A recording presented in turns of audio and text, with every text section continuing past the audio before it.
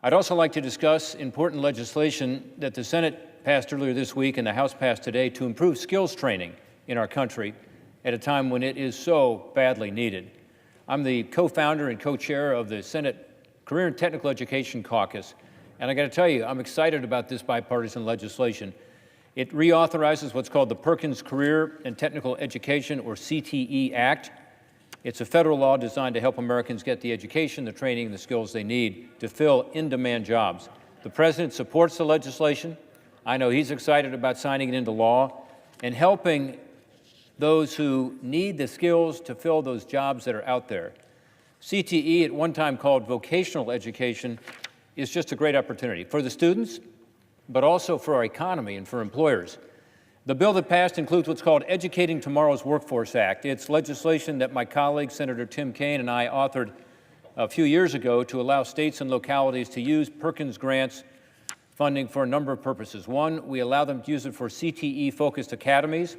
We also encourage schools to incorporate the key elements of high-quality CTE programs from around the country.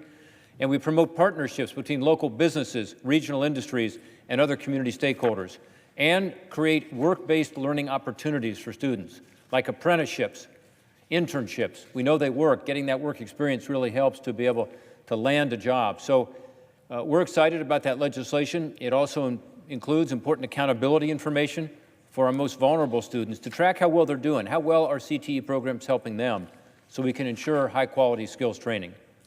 When I travel around Ohio, talking to employers of all sizes, they all stress one thing to me, which is, yeah, the economy's doing better, tax reform has worked well for me, the regulatory relief is happening, that's great, but we're having trouble finding workers.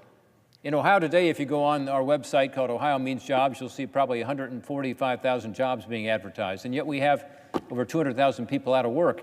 A lot of that is the skills gap. I often hear that the biggest challenge employers have is they can't find enough skilled workers for the positions they already have. You want to give these students the chance to acquire that training needed for today's jobs.